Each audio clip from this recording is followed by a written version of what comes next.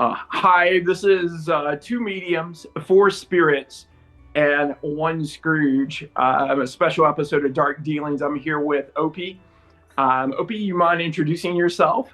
Hi, everybody. My name's Opie. I'm a psychic medium in Manitoba, Canada, and I love connecting and supporting people in any kind of type of connection.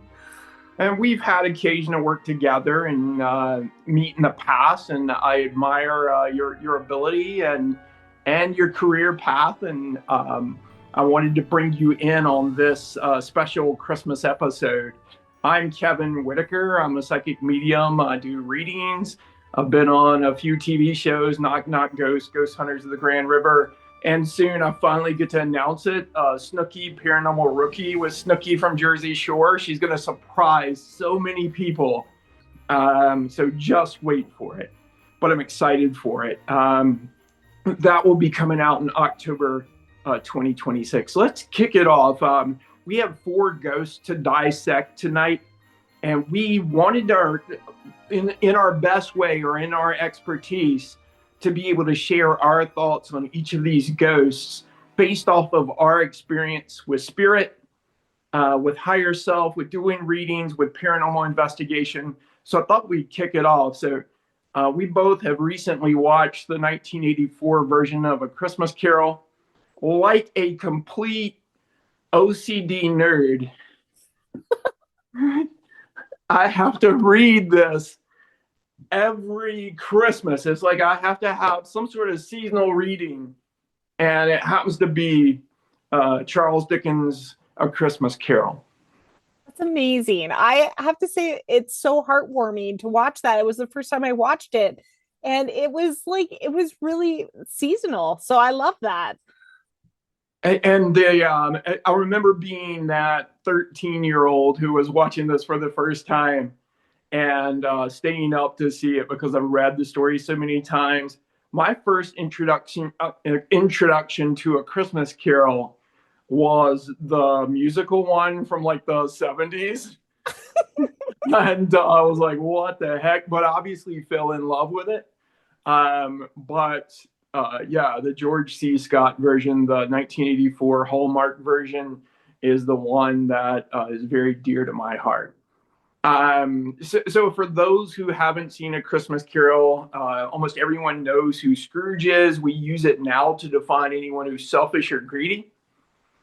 Scrooge within the story, the novel written by Charles Dickens in the 1800s, goes through a redemption arc. He's haunted by four ghosts, so we often say three. But his business partner is the first spirit who introduces the other three. And through the encounters with these spirits, he's able to embrace generosity and kindness and love, and ultimately, I think, forgive himself for the mistakes of the past. I loved the unconditional love of the nephew. Is it friend's son? Is that her Yeah, name? Yeah. yeah. I loved his energy because he feels like the eternal optimist that's always kind of changing the perspective of the situation and bringing new light and energy to any kind of energy he engages to or connects to. It's cool that you bring up Fred as like the nephew, Yeah. because I have always run the parallel between Fred and the Ghost of Christmas Present. Like Yeah. they kind of have the same energy, right? Yeah. And I find that remarkable. I think the spirit for me that stuck with me was the Ghost of Christmas Present, oddly enough. But Marley's spirit felt incredibly familiar. Having done readings for over 20 years, I can't help but say that occasionally there's those family members who've passed who very much want to intercede and change their story and who have their own regrets and want different. And I could see that in Marley. I feel like Marley is definitely the representation of somebody who's gone through the life experience in their transition and really understood the consequences of their tunnel vision because he got so hyper focused. He really lost track of the main purpose or the main birthing energy of whatever he was trying to create. And that's the connection that's supporting the people he loves. And I feel like the tunnel vision just kind of cut everything off that was meant to come from his work, from his wealth, from his energy. It's cool to see that too. It's like in him, he said, there's a line where mankind was my business. I think that from Scrooge's perspective, then saying, hey, you're always a man of business, he felt like he was having some form of introspection in that moment to say, well, look at what it's cost me to be simply a man of business. Yeah. And the regret. There's definitely that regret. I think his own personal regret is what bears the warning to Scrooge. It's like, if I have this regret for myself, and I don't want you to have the same fate.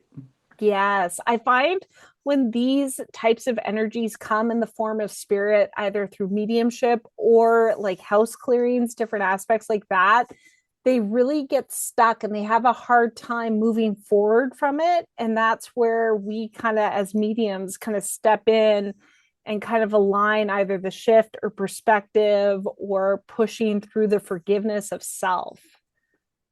That's a brilliant point. And I think the chains are representative of that kind of earthly bond, or that physical stuckness to the material plane. There can be that kind of sense of, hey, I cannot escape my fate there. And I think the chains represent that. I do have a line from the book that gave me chills, and it's something that's not often represented in the movies. I have seen it in the Patrick Stewart version that came out in the 90s. I had a hard time not seeing him as Captain Picard from Star Trek and embracing him as Scrooge, I have to say. But the one thing they did well is Marley's ghost. And the spirits afterwards. There's a line in the book where Marley goes and floats out onto the winds at night and joins in this chorus of moans and rejoins all these spirits who have regrets. And so I'll just read that. I don't want to sit here and read the entire thing. It will feel a little bit like Bible school and when I was a kid, and we don't want that. No. But there was just a line in here that was so frightening. I'll find it in a second. Probably should have grabbed my glasses. I'd give you mine, but it'd be hard. Let's see. Do you know how many versions of this movie there are by chance? No. I stumbled across a 1901 version of this, and it had to be the creepiest version I'd ever seen. Wow. It's a silent movie type form, and it has that kind of Nosferatu feel to it. So I couldn't really, like, that one's a hard one for me. There's probably a good dozen of these productions out there. There's also a new one being shot with Johnny Depp. Oh, really? Yeah, it's called Ebenezer, A Christmas Carol. And that comes out in November 2026 if they're on schedule. I love Johnny Depp with that. I feel like he would embody that beautifully. Yeah, I can see him in that role quite easily. Yeah, and just fluid. Like you would even bat an eye if he would embody that character just immaculate. I love that. I'm excited for that now. Yeah, Ian McKellen, who played Gandalf's also in it. That's incredible. Oh my God, Jason and I love him. Same, right? It's like how it's really hard not to love Ian McKellen. Yes, we were just talking about him on the weekend. I think he was in something else that Jason was really excited about recently. So that's exciting. Yeah. Well, I'll read this section then of the book. Of the air filled with phantoms, wandering hither and thither in restless haste and moaning as they went. Every one of them wore chains like Marley's ghost. Some few, they might be guilty governments, were linked together. None were free. Many had been personally known to Scrooge in their lives. He had been quite familiar with one old ghost in a white waistcoat with a monstrous iron safe attached to his ankle, who cried piteously at being unable to assist a wretched woman with an infant whom it saw below upon a doorstep. The misery with them all was clearly that they sought to interfere for good in human matters and had lost the power forever. And it's like, wow, that just gives me chills to think of it, because I don't know how many kind of wayward spirits, or you bring up the ones who, we feel the need to clear from homes often, who feel like I'm still attached here on earth to do my mortal work. That's so true. And it's interesting too, because it again correlates to the tunnel vision that we get in our human perspective, where we're meant to embody everything. It's the balance, the constant balance of scheduling or just even presence in life, which, sorry, they're just flooding me with downloads. It's like boom, it happens boom, this time of year, absolutely. Right? But it's also recognizing, we're here to live the full experience of life, and it's something that people are really struggling with right now. And it's just so interesting to see through time that is the constant kind of perspective that spirit really brings to us. Don't forget to live. Don't forget to be the human perspective that, or energy that you're supposed to embody through this life. It's really beautiful just to see the timeline of that through generations. Yeah. I think people get stuck with the finality of death. And it makes perhaps people rush for what they want, or selfish to get what they want, because it may be over at some point, not understanding that our soul is infinite. Yeah. And it's also to look at the not point A to B, but everything in between. I find everybody wants that bam moment, that recognizable moment in their journey. But for me, it's every aspect in between that really makes or breaks an experience. So it's not getting to the end or the goal or looking back and seeing the victory. It's the experience of everything that led up to that moment too. Yeah, we'll move to the next spirit then. That's a brilliant point. The next spirit was a ghost of Christmas past. This one for me is often played in an androgynous way in some of the tellings, in some of the shows, the series, the movies of A Christmas Carol. And part of that has to do with the way it's described in the book. The spirit's described as like looking like a child, but upon other glances looking like it's old, and it's a little amorphous.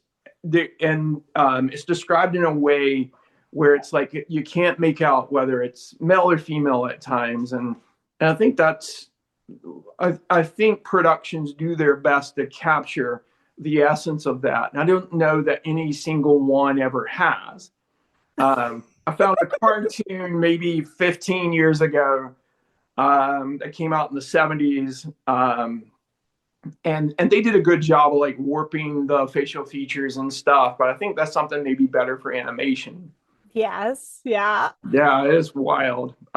So from the book, it reads, "It was a strange figure like a child, yet not so like a child, like an old man, viewed through some supernatural medium, which gave him the appearance of having receded from the view and being diminished to a child's proportions. Its hair, which hung about its neck and down its back, was white as if with age, and yet the face had not a wrinkle in it. And the tenderest bloom was on the skin. The arms were very long and muscular, the hands the same, as if its hold were of uncommon strength. Its legs and feet, more delicately formed, were, like these upper members, bare. It wore a tunic of the purest white, and round its waist was bound a lustrous belt, the sheen of which was beautiful. It held a branch of fresh green holly in its hands, and its singular contradiction of that wintry emblem had its dress trimmed with summer flowers. But the strangest thing about it was that from the crown of its head were sprung a bright clear jet of light, by which all this was visible, and which was doubtless the occasion of his using in his duller moments a great extinguisher for a cap, which it now held under its arm." In the 1984 version, that's probably my favorite version of The Ghost of Christmas Past. But I can't help but whenever I see her and whenever I see her, him, it described, it constantly reminds me of like our higher self, that part of us that, consciously knows where we should be. And I want to get to the division of the three aspects of our higher self. Maybe show not only understanding for who we were in the past, but compassion. Because originally, I think in Scrooge, that was lost on him until the Ghost of Christmas Past had to remind him of it. It really brought him back to the love and the simplicity of things, that it could be simplistic, hey? And bringing the spirit into the experience. I really feel like it, because our soul and our spirit, I think it just showed before how disassociated it was, but it's bringing the energy back to him of who he is and what he was meant to experience. Sometimes we all need that wake up call, right? Yeah. Yeah. That's such a powerful gift, because it kind of brings more energy to who we are and the impact of where we are in our path. And I think that really, it kind of got overwhelming for him. For me, it was like, it was the first time he ignited emotion back into his existence. And when you see people who have disassociated their emotions for so long, when it all of a sudden it hits, or they allow the space for it, it gets so overwhelming that they have to sever it again, because they don't know how to hold space with it. And it just kind of, he really mirrored that for me. Yeah, there's two moments in the trip back to the past that really kind of stick out to me. One is the interaction of him being at the school alone. Yeah. And I think we all have issues with parents. at at night, my wife and I lay here and we're like, how are we messing up our kids? Yeah. Thank goodness we can pay for counseling, right? I always say, at least we can do that now for our children. But in the interaction, what you see, like there was a hardness there. Yeah. And there was a boy forced to be a man. And I think I'm 54, and I'm like, I still feel like that boy inside quite often. Yes, the conditional love. Because don't you, it's like, it's so powerful when you can see conditional love versus unconditional love. And it was interesting how it began with that. And then it kind of shifted to, that was the scene that the family that he could have experienced came to at the end, right? Oh man, we'll get into that. Oh, yeah. Because I just thought it was so interesting, that the two dynamics of that. That was a big ouch. Him losing Belle. I loved Belle. I was holding hope for them. I really was. Welcome to Dickens, right? Yeah. We understand the expression of Dickens of a time and really a hardship and stuff. But yeah, the whole Belle situation and losing her, and that would have been an aspect that maybe changed him. Maybe the loss of her changed him deeply too. Yeah, it closed the door to any kind of emotional, because I feel like she opened it for the first time. His sister did, but it was the first extension outside of him that he was able to express and be vulnerable with. And then when that closed off, it severed the safety of that experience for him. I feel like he couldn't step into it again. Yeah, and we meet constantly spirits who need reform and stuff, but we also meet people who have experienced loss after loss after loss. And Scrooge, we learn, has lost his sister and lost his mother. And dad essentially is a loss because there's no acceptance there, and loses Belle. And all those losses after a while begin to stack up. Yeah. And numb you, the numbing, right? Because there's only so much a person can handle if there's not the hope. And I feel like, about, yeah. yeah, and I feel like Timmy was kind of like the hope component, but until he was open to it, to be able to like see it, it was too much of a wound that would never heal. Yeah. Let's move to the next spirit. My favorite the Ghost of Christmas Present. He was awesome. I love him in the book. I love like every single aspect of him. Yeah. Every time any actor has portrayed him, they nail it. I think he's probably the easiest spirit to nail. But there has to be some degree of like being jovial. So some degree of being jovial to being severe towards the end of this visit. Yes. Like almost, I mean, judgmental and commanding, but Don't. at the same time, if it's played well, then there's still an element of, I'm doing this for your sake. A little different than like when my dad's like, this is gonna hurt me more than it hurts you. Oh my gosh, how much did everybody hear that in their childhood? For me, it felt like an abusive relationship where it love bombs you and it intrigues you and it brings you in, and then it gaslights and it goes to extremes, and it's everything you didn't want in that experience, if that makes sense. It does, because it starts off with the feast, and he's this giant, and he's laughing and cackling, and he's really meant to represent the Christmas day. Yeah.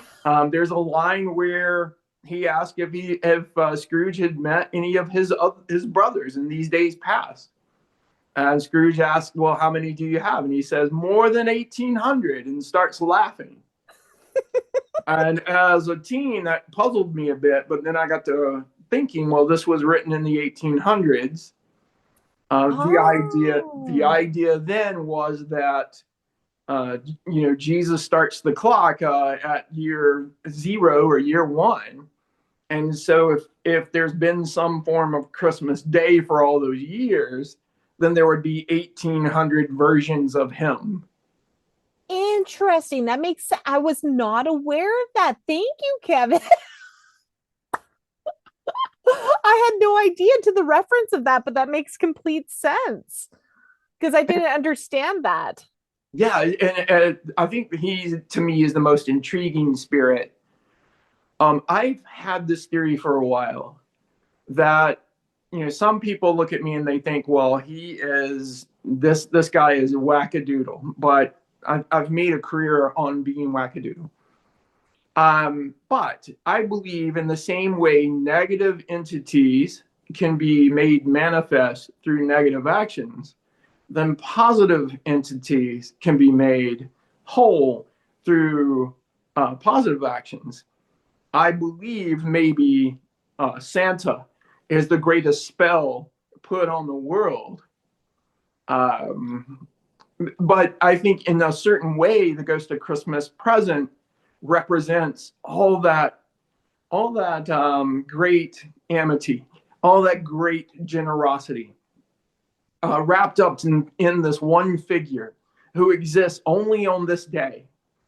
And the thing I love the most about him is he utilizes Scrooge's words against him. Yes. That is so powerful. It can be. It's like you mentioned the narcissistic relationship or the love bombing relationship. But if you can get back to this kind of concept of, well, this is what you said, here's the circumstance in which that wouldn't be appropriate. Think about the home visit at the Cratchits and Scrooge asking whether Tiny Tim will live. And the spirit's response was, right? Let's watch. This may be my favorite line in this movie. Will he live? I see a vacant place at this table. I see a crutch without an owner, carefully preserved. If these shadows remain unaltered by the future, the child will die. No, say he will be spared. If these shadows remain unaltered by the future, none other of my species will find him here. But if he is to die, then let him die. and decrease the surplus population. You use my own words against me. So perhaps in the future you will hold your tongue until you have discovered what the surplus population is and where it is. It may well be that in the sight of heaven you are more worthless and less fit to live than millions like this poor man's child. Edward Woodward's the actor here. Do you remember the TV series The Equalizer? Yes. That was him. Oh my gosh, was it? Yeah. I had no idea. It took me like 3 watches. I'm like, I know this dude from somewhere. I had no idea. Oh. And when Scrooge is like, no, say it's not true. And he says, well, if these shadows remain unchanged, none of my like will see him here. But if he die, then better do so and decrease the surplus population. Which is what Scrooge tells the people collecting money at the beginning. He does, Kevin. Yes, he does. Free will choice, right? The power of it, the ripple effect of free will choice. I love that. The whole concept of him, like, I think for Scrooge, he had never met, and I hate to phrase it this way, the surplus population. And the ghost makes that point. It's like, until you know who it is, how dare you say something like that? Yes. Curiously, in the time that Dickens wrote this, in England, if you owed a debt, your children could go to a debtor's prison and work off that debt. Wow. And often you were jailed to work off the debt too. Wow. So it was the full family's debt and the burden, even the children who didn't even have choice in the consequence. Yeah, absolutely. That's how it was back then. This inspired Dickens to write the story. And I don't know enough about Charles Dickens, I'll admit, but he may have been caught up in some of this scheme at some point too. But yeah, that was just the state of things in Britain at the time. And it inspired this story. But it's so unfortunate to see and feel. And so that's part of the reason I think, well, we need to move beyond like where we have been in the past. And oftentimes we look back and we go, well, we've grown as a society. And then it's like sometimes we have a hiccup where it's like, well, have we? But it's interesting. It's interesting that we still deal with these same consequences, right? These situations, you think about the effects of like a choice that an adult is making, either maybe through addiction or impulse control, and the consequences still ripple to the children now. They're still carrying that debt because you look at the generational cycles now. So it's fascinating to me that something that is so predominantly aware in that time frame is still something that we're still being aware and educating others about, and seeing the ripples of it. And free will choice, like, it's so powerful. And I think it's at that point I want to believe that Scrooge is starting to come around. Of course, they pay another visit to Fred's home and have a good laugh. The game played in that version, I don't think is necessarily mentioned in the book, but it's such a just fun. Tight as your Uncle Scrooge's wallet. It was just hilarious, because we talk about family members like that. I'm from the South. Lord knows we're talking about you guys behind your back sometimes. Fair enough. And the ego, right? The bruising and the pride that, people can hold him in that space and characterize him as that because he sees himself on such a higher status. But it's starting to crack, right? Yeah. It's like being able to see that, or often I talk about spirit having the fly on the wall perspective, and essentially because Scrooge is invisible at this point, he gets to act as a spirit at this point. And so he's able to see what opinions exist of him that he never was privy to. Wouldn't people just love that opportunity in their life at this point? I feel like that's a dangerous option. But impactful. It's impactful because it's giving perspective too about how we're connecting to people and what we want to actually be valued and seen for in our journey. And that's something that everybody needs to take into account. And there are those moments and times in our path, that for sure for him, where you have to step back and be, what is important? What do I want people to, value me for in connecting? And I think it kind of lifted a veil and it impacted him in enough of a way that he recognized he had to change that connection. Absolutely. I felt like that could have ended it without having to meet the ghost of Christmas yet to come. At the closing of the visit with the ghost of Christmas present, he parts his robes. He shows him two children. Ignorance and want are what they represent. What has it to do with me? Are they not of the human race? Look here, beneath my robe.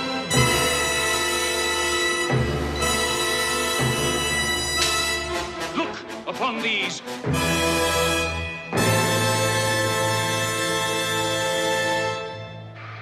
What are they? They are your children. They are the children of all who walk the earth unseeing. Their names are ignorance and want. Beware of them.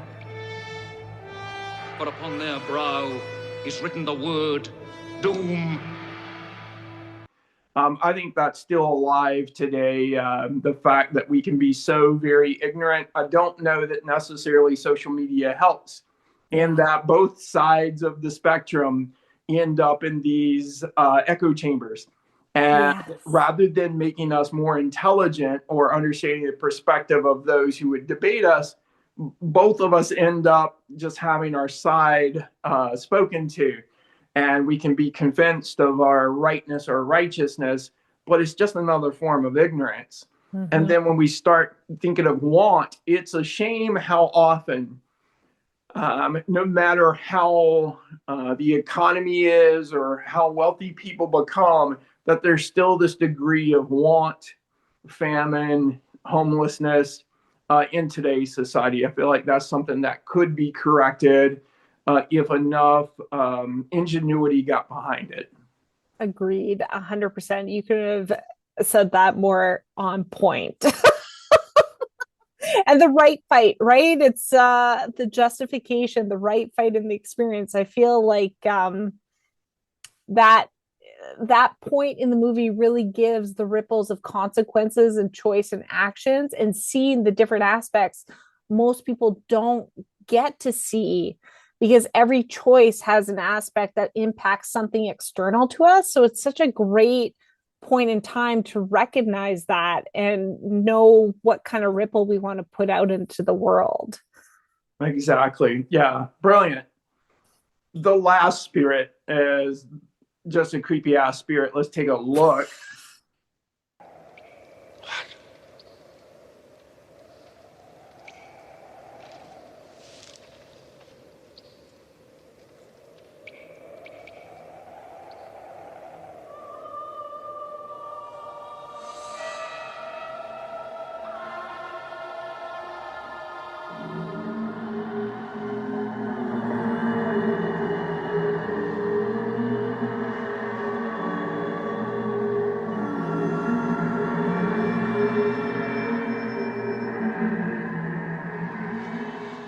Are you the spirit which Jacob Marley foretold would visit me?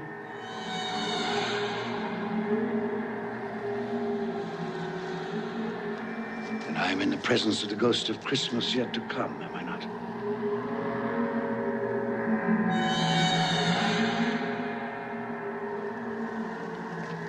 You're about to show me the shadows of the things that have not happened, but will happen in the time before us. Is that so?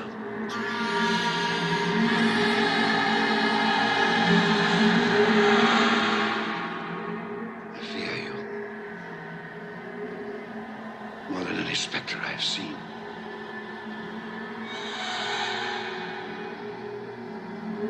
I am prepared to bear your company. Will you not speak to me? Very well. Lead on. Night is waning fast. Time is precious to me.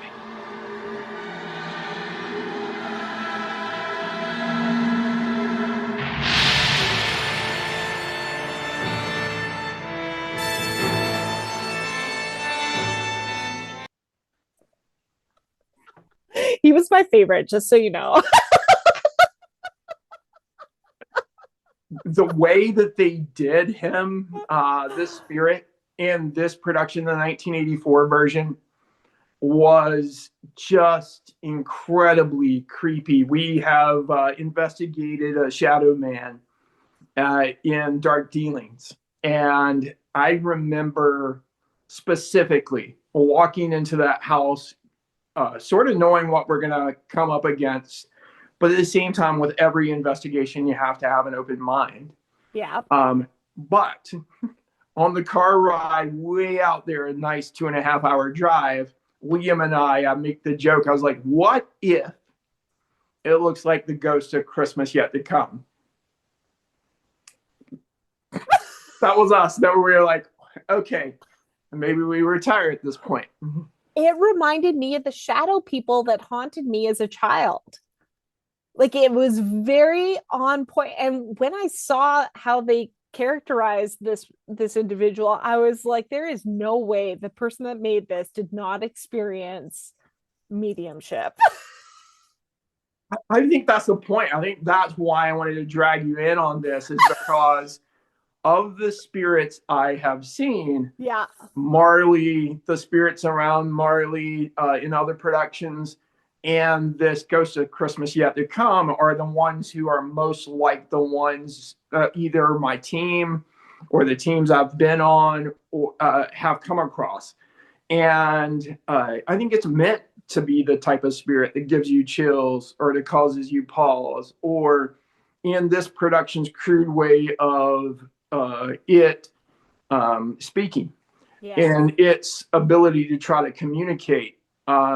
It said more with no words than sorry, Ghost of Christmas Past, yeah. Than you and all your eloquence and English language, could. Beautiful English accent. Like, this ghost didn't say anything. In the book, it doesn't say anything. This one, like, screeches and squalls and reminds me of Lord of the Rings and the ring wraiths. Mm-hmm. I love it. Well, wow. And I think about I think often with dark spirits, or spirits we maybe sometimes misunderstand. Like, yes. We see a dark spirit, but do we know that like, through its guise, it still has some heart of darkness? We don't always know that. Well, the consciousness, it's a different form of consciousness, either a beginning state or a lower state of consciousness, but it still has its own consciousness and free will choice too. But the finality of it, right? It's just the grief component of, this is not changeable when it occurs. Like, it was beautifully done. Or the scene where I think about the scene where his stuff is being auctioned off. Oh yeah, that was so well done. Yeah, by like a pawnbroker or whatever. Yeah. And that must have been the cleaning lady or whatever. And he recognized his own possessions.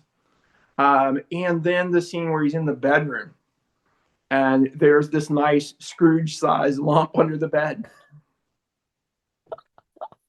Now, can I just say, like, I can't tell you how many times I've gone to a house where a soul has passed recently, and it's the perspective of seeing yourself and realizing, like, that story, that timeline is closed. There's no more alteration of it, and the grief around that, and the recognition of there was more to be done. I wanted to do so much more. I wanted to have this experience. I wanted to connect with these people. That longing to give that chance. And I find too that sometimes that's when the reincarnation happens so much quicker, because the purpose had not been met. It got diluted through the journey.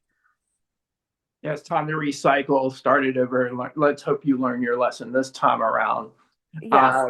But he never does remove the covers from that. And he knows fully well what's under there. Man, I love that he's like, well, you cannot make me do this. And of course, we end with them at the cemetery. Weirdly, I can't remember the name of the village. Maybe we'll put it in there. I'll look it up. But his tombstone is still there. They actually created a real tombstone and put it within the cemetery at this historic village in England. And That's so it's incredible. still there. Yeah.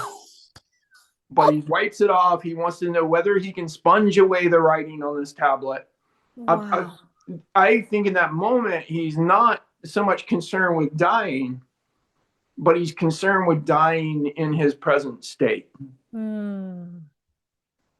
That's so beautiful and powerful, because the regret, the knowing that there's more to do, and I feel that's where like the heart really comes full force and the love really presents itself, because it's like the purpose is clear.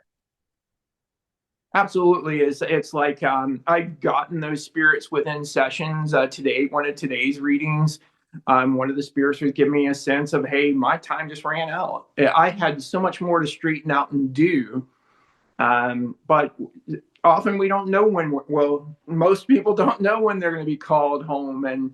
And we can't feel like our days are all available to us. We need to treat every single day as potentially our last. My dad used to say, you write your eulogy every day. And he meant just your actions, every day's actions will determine what is said about you on your last day. And I try to live by that motto every single day. Now, what are the chances your dad would say that to a son that grows up to be a medium and recognizes the true impact of that? Because that's our work. That's trying to ignite that in people who are closed off, because I always get reminded we're still living. We're here to live. And a lot of times I hear people, I would die for them, but I always ask them, would you live for them? And that's the best part about being human, is living, and living from love and authenticity and knowing who you are in it. And I think that was the beautiful gift that death gave to Scrooge. Yeah, we see his reclamation at the end, and the end of the book is brilliant to see how he's a changed man, and all these events have come back to remind him of what, you mentioned the tunnel vision, to remove the tunnel vision and not be so focused on profit and wealth when it gives you absolutely nothing. He then becomes a charitable man and helps Tiny Tim and makes sure Tiny Tim stays alive and thrives with the resources that Scrooge is able to provide. I think it's just an incredible story to have that reclamation. One of the points I guess I want to share in doing this activity is, one, we don't know what spirits are around us watching and seeking our own perfect outcomes when it comes to the totality of our life. I meet too often those spirits who are taken too soon, who, if they had a chance to do it differently or to do it over or to focus on the things that were priorities, they certainly would do so. And I find the ones that really see the impacts that are negative and the consequences of their actions in this life, they really step forward and become either servants or angels to those that they have impacted the most, which is fascinating to me, because they've found their purpose in death. Yeah, and it's often you'll find that those people who've passed in our family, there might be a series of consequences that happen. I think of myself and myself and two of my brothers who, shortly after my dad passed, I ended up with the same kidney cancer he had. My oldest brother had a catastrophic motorcycle accident. My little brother had colon cancer, and spent a lot of time in the hospital. I felt like the purpose in Dad's passing was to make sure we were all well, and we all managed to get through those obstacles. I think differently than Marley's story, where he felt like it was punitive because of his inaction on Earth and he couldn't intercede and stuff. You then end up with those people who have that root of kindness anyway, and they become the angels and the guardian spirits for us in the future. And do you ever meet the kind of traveling spirits that look for the purpose? Right. And when they get recognized, like the impact that brings to them, and they get kind of this ignited energy within them. I love those ones. Those ones are fascinating. I've only found a handful of them, but they're such interesting energy when I connect to it. Very earthly, too. There was this spirit that I saw downtown Grimsby. Um, it was the late hours, but not too awfully late. We had just done a paranormal investigation of a local bakery, and I'm walking down the street to see this guy smoking a cigarette, standing there on the side of the road, and I give him a hard look, realize it's spirit. Yes, occasionally they represent with cigarettes or wine glasses or what have you, but the only thing he said to me was, "Now what?"